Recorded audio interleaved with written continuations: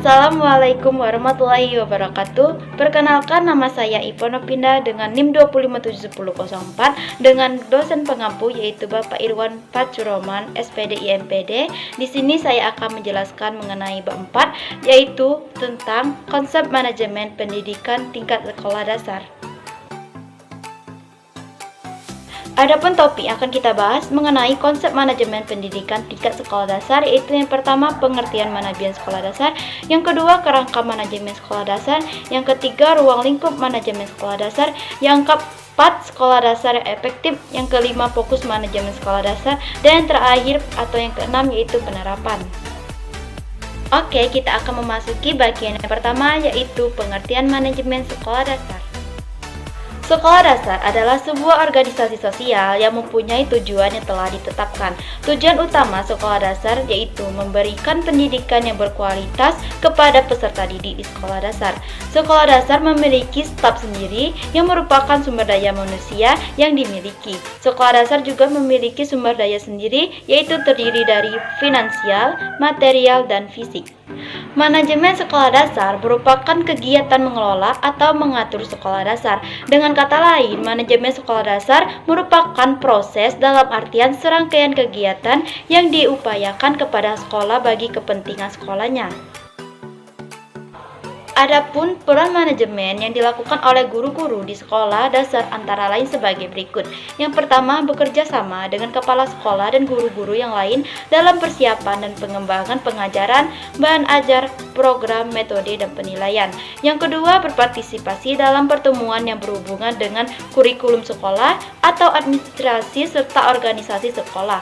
Yang ketiga, berkontribusi pada seleksi pengembangan profesional dari guru yang lain. Yang keempat, mengkoordinasikan atau mengelola pekerjaan guru-guru lain. Yang kelima, melakukan pengolahan kegiatan yang berhubungan dengan kurikulum dan berpartisipasi pada bagian yang dibutuhkan di dalam review dan pengembangan fungsi sekolah. Dan yang terakhir atau yang keenam, berpartisipasi dalam tugas administrasi dan orang-orang yang memberikan dukungan kepada guru serta mengalokasikan peralatan dan material. Oke, selanjutnya manajemen di sekolah dasar atau SD diantaranya mencakup yang pertama, manajemen tenaga pendidik maupun tenaga kependidikan. Maksudnya di sini yaitu penyiapan tenaga pendidik maupun tenaga kependidikan yang handal perlu diperhatikan dengan cermat karena dua golongan tersebut sangat berpengaruh terhadap mekanisme aktivitas yang ada di sekolah. Contohnya saja seperti di tenaga pendidik, kita ambil contohnya seperti guru. Guru sebagai staf sekolah bertugas dalam pelaksanaan pengajaran di sekolah. Sedangkan tenaga kependidikan pun juga harus efektif dipilih dengan baik, supaya dalam pengolahan administrasi pendidikan yang ada di sekolah berjalan dengan baik. Yang kedua, manajemen administrasi atau ketatausahaan. Dalam manajemen administrasi ini dilakukan oleh tenaga kependidikan. Tugasnya mengenai pelaporan data statistik, pelaporan keuangan, dan pelaporan program sekolah. Yang ketiga, manajemen kurikulum. Dalam hal manajemen kurikulum ini diatur oleh pimpinan sekolah. Di sekolah dasar, pembagian kurikulum atas kurikulum wajib dari Kementerian Pendidikan dan Kebudayaan pusat dan kurikulum muatan lokal yang merupakan ciri khas daerahnya masing-masing. Yang keempat, manajemen mutu. Manajemen peningkatan mutu atau MPM pendidikan merupakan bentuk manajemen yang berupaya untuk meningkatkan dan mempertahankan kualitas atau mutu pendidikan. Peningkatan mutu yang dimaksudkan diantaranya kinerja guru, hasil belajar siswa, kinerja pemimpinan, dan kinerja tenaga kependidikan sekolah.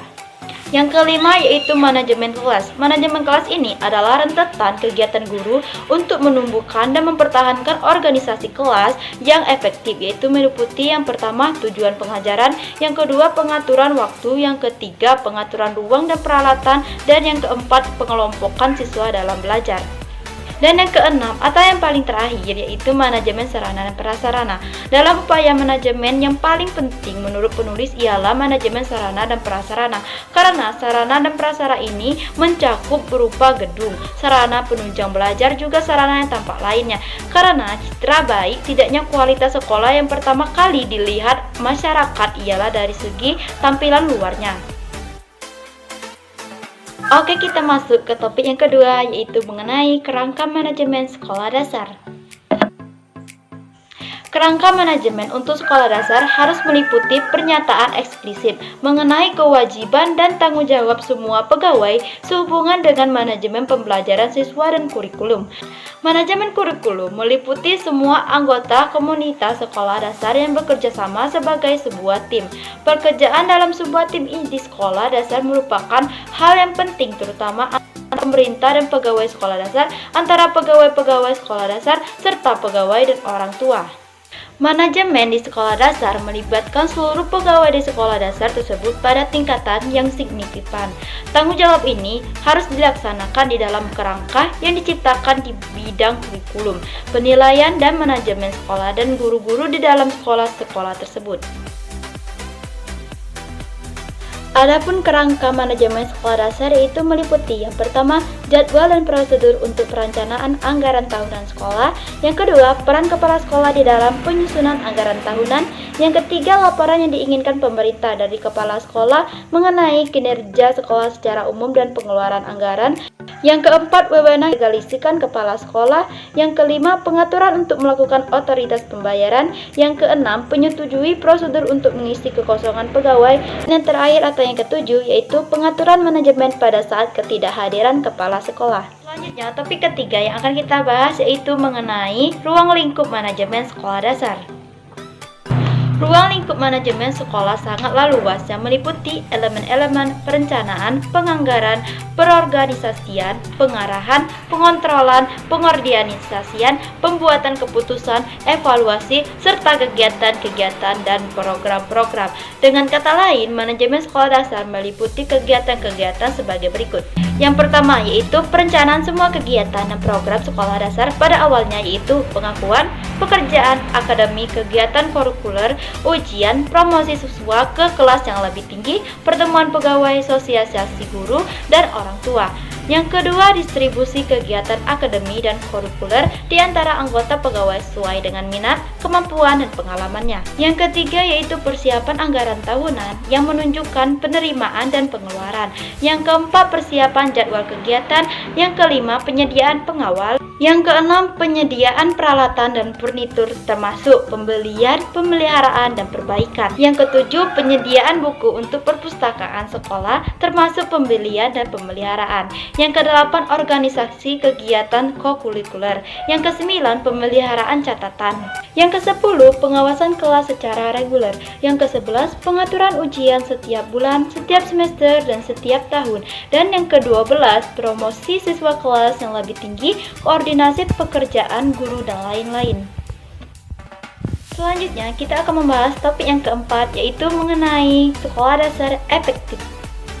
Sekolah dasar yang efektif merupakan sekolah yang memenuhi kebutuhan yang didefinisikan secara lokal dan sumber daya yang ada dan menjamin bahwa siswanya datang secara teratur dan memiliki hasil tes yang baik. Menurut definisi ini, sekolah dasar yang efektif lebih memfokuskan pada kualitas hasil daripada kualitas proses yang dilaksanakan. Hal ini berbeda dengan definisi kurikulum nasional yang mengarahkan kita pada asumsi bahwa sekolah yang efektif adalah sekolah yang memaksimumkan pencapaian siswa dan perkembangan individu, serta mempersiapkan siswa untuk kehidupan selanjutnya. Agar menjadi efektif, sekolah tidak perlu meningkatkan level sumber dayanya. Sekolah akan efektif jika memiliki pembimbing yang kuat, keterlibatan orang tua di dalam proses yang dilakukan sekolah, bebas dari kontrol dan pengaturan eksternal yang berlebihan, memiliki guru-guru dengan kualitas yang tinggi. Karakteristik sekolah dasar yang baik adalah sebagai berikut. Yang pertama, kepemimpinan sekolah dasar yang memiliki tujuan. Yang kedua, keterlibatan kepala sekolah. Yang ketiga, keterlibatan pegawai sekolah di dalam perencanaan. Yang keempat, konsistensi, keberlanjutan, dan kemajuan di dalam kegiatan pengajaran. Yang kelima, pendekatan pembelajaran yang terstruktur. Yang keenam, pengajaran yang menantang secara intelektual. Yang ketujuh, lingkungan yang berpusat pada pekerjaan dan iklim kerja yang positif. Yang kedelapan, tugas yang didefinisi secara jelas. Yang kesembilan, komunikasi yang baik antara guru dan siswa. Yang kesepuluh, catatan tertulis. Yang kesebelas, keterlibatan orang tua dan masyarakat. Dan yang terakhir atau yang ke-12, pekerjaan yang ditunjukkan dan bernilai. Pendapat lain menyatakan bahwa sekolah dasar efektif harus dapat memberikan kegiatan belajar mengajar yang berkualitas tinggi. Hal ini dapat dicapai apabila guru-guru sekolah dasar tersebut melakukan hal-hal sebagai berikut. Yang pertama, menetapkan dan memelihara etos ruangan kelas yang baik sehingga siswa-siswanya termotivasi untuk belajar. Yang kedua, merencanakan, mempersiapkan, dan mengorganisasikan pelajaran dengan baik dan menjamin siswa-siswa memahami mengenai apa yang akan dipelajari. Ketiga, mengenal kebutuhan organisasi ruang kelas yang baik meliputi organisasi sumber daya. Yang keempat, membuat contoh dan hubungan yang baik dengan siswa-siswa. Yang kelima, memiliki pengharapan yang tinggi, tetapi dapat dicapai dari siswa-siswa baik dari segi performa, akademik, maupun perilaku yang baik. Yang keenam, memberikan tugas yang sesuai dengan kebutuhan, kemampuan, dan pengetahuan sebelumnya yang dimiliki siswa secara individu. Yang ketujuh, memahami peran bahasa dalam pembelajaran. Yang kedelapan, menjamin bahwa siswa dalam memperoleh pengetahuan, pemahaman, dan keterampilan didorong menjadi independen dan bertanggung jawab, serta dapat bekerja sesuai dengan tujuan yang dicapai. Yang kesembilan, memeriksa bahwa pembelajaran terjadi dengan menjamin bahwa penilaian merupakan bagian integral. Yang ke-10, bekerja untuk memberikan informasi diagnostik mengenai kemajuan siswa dan informasi yang dapat digunakan untuk mengevaluasi pengajarannya dan menginformasikannya kepada orang tua siswa. Dan yang terakhir atau yang ke-11, mendukung pembelajaran di ruang kelas dengan pekerjaan yang dikerjakan di rumah yang tepat dan sesuai dengan kebijakan sekolah dasar. Karakteristik sekolah yang didukung oleh orang tua dan masyarakat yang secara efektif dapat memelihara keberhasilan akademik dari semua siswa yang berbeda secara kebudayaan dan ekonomi. Mereka semua bertanggung jawab atas 1. Fasilitas sekolah dasar yang bersih dan teratur. 2. Pegawai sekolah dasar yang ramah dengan pelayanan dukungan komunikasi yang efektif. 3. Pelayanan yang diberikan sekolah dasar di luar kelas. Dan yang keempat, program pengembangan sumber daya dan sukarelawan menyeluruh. Selanjutnya, kita masuk ke topik yang kelima, yaitu mengenai fokus manajemen sekolah dasar. Manajemen sekolah dasar merupakan proses di mana kepala sekolah dasar selaku administrator bersama atau melalui orang lain berupaya mencapai tujuan institusional sekolah dasar secara efisien. Sedangkan fokus manajemen sekolah dasar itu ialah memberikan bekal kemampuan dasar kepada siswa untuk mengembangkan kehidupannya sebagai pribadi, anggota masyarakat, warga negara, dan anggota umat manusia, serta mempersiapkan siswa untuk mengikuti pendidikan menengah. Pembahasan terakhir kita yaitu mengenai penerapan. Untuk meningkatkan mutu kependidikan, ada 5 hal yang harus diterapkan, yaitu yang pertama, pengembangan dan perbaikan kurikulum berbasis kompetensi. Yang kedua, memperhatikan kondisi kebutuhan siswa dan masyarakat. Yang ketiga, sistem evaluasi yang ada hendaknya dirancang dengan berbasis keahlian peserta didik. Yang keempat, pendidikan sarana dan prasarana pendidikan, pengembangan ketersediaan bahan ajar. Dan yang kelima atau yang terakhir, menambah intensitas pelaksanaan pelatihan atau training bagi pendidik dan tenaga kependidikan. Menurut Mahidi, tahun 1999 ada 2 faktor penyebab perbaikan mutu selama ini tidak berjalan lancar, yaitu 1. Strategi pembangunan pendidikan masih lebih besar pada input oriented.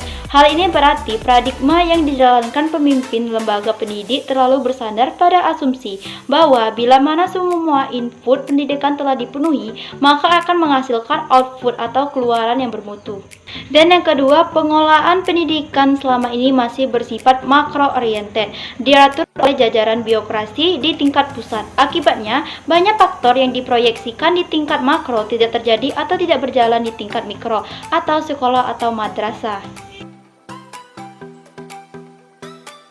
Namun begitu, ada kekuatan atau upaya peningkatan mutu sekolah yang dapat dilakukan antara lain. Yang pertama, pembagian tugas yang efektif dan efisien. Yang kedua, pemanfaatan dana yang profesional. Yang ketiga, program peningkatan mutu sekolah. Yang keempat, pembentukan tim sukses peningkatan mutu sekolah. Yang kelima, desain standar yang tepat. Yang keenam, sistem organisasi yang efektif. Yang ketujuh, kepemimpinan yang efektif. Dan yang kedelapan, motivasi personal. Itu saja yang dapat saya sampaikan mengenai konsep manajemen pendidikan tingkat sekolah dasar. Lebih dan kurangnya saya mohon maaf, dan kepada Allah saya mohon maaf.